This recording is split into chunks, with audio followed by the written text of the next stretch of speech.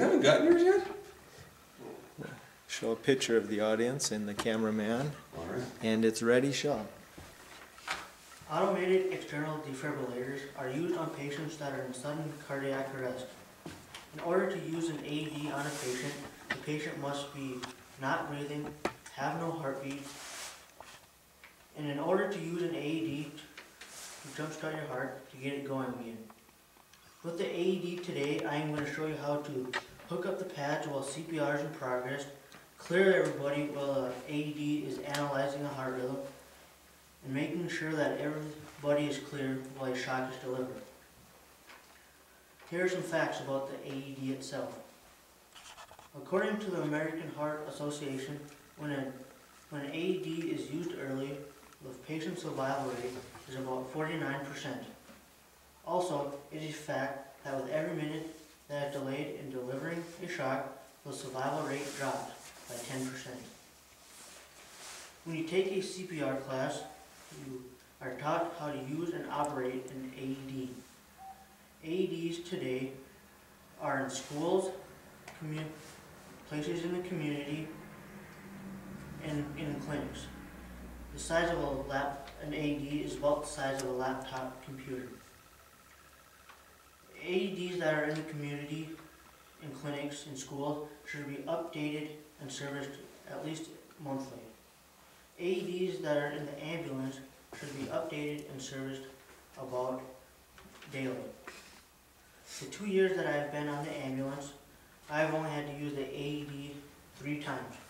And out of the 3 times, I have only had to use the AED 3 times, and out of those 3 times, only 1 patient has survived from sudden cardiac arrest.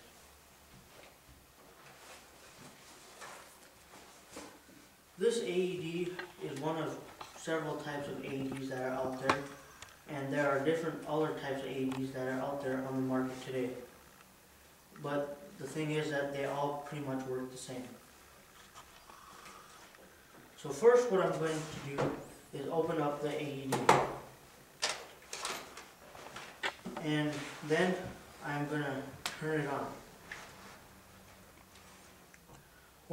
While the AED is turning on and charging up, I'm going to bear the chest on the patient while CPR is in progress and make sure that there's no obstacles that are in my way with hooking up the pads.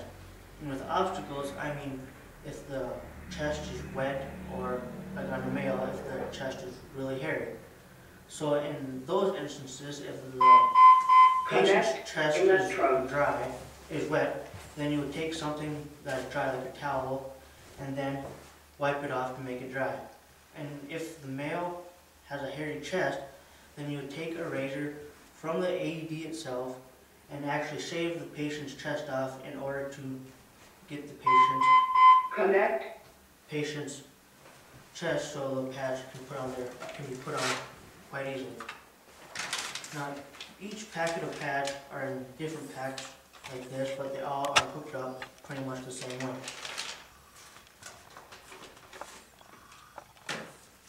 Now, each of these pads have pictures on them according to where each pad should go.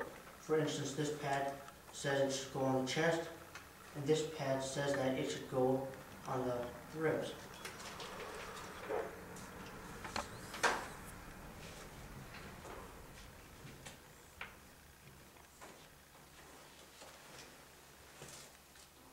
Then after I attach the pads to the patient, I want to take the cord and plug it into the AED here.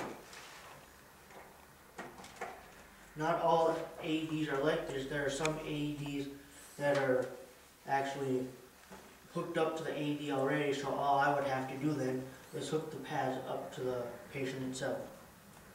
So now after I hook up the pads and hook it up to the machine, the AED will start telling me to make sure that everybody is clear while I analyze a heartbeat for an initial shock. So what I want to do is make sure that I am clear and that everybody around me is clear before I analyze the patient. So then, after I do that, I'll push the analyze button. So then it'll take a few seconds for the AED to analyze a heart rhythm so it is able to shock the the heart. So then once the AED figures out that it can be shocked, the heart can be shocked, it'll prompt me to push the red flashing shock button. And on all AEDs there are a red flashing light, and it'll tell you to push the shock button. So I will push the shock button.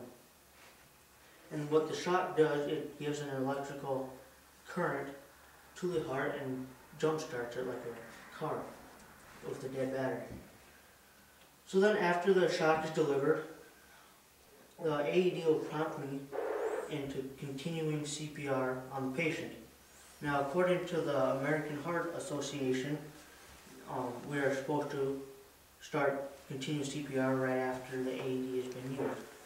Also, we want to just make sure that we are treating the patient correctly and making sure that we are doing CPR until an ambulance arrives on scene. So then, after stating some facts and demonstrating how an AED is used, I hope you are wanting to get CPR certified and are able to use and operate an AED when needed. You should never be afraid to use an AED when it is needed, and you could possibly save someone's life someday, if you use an AED.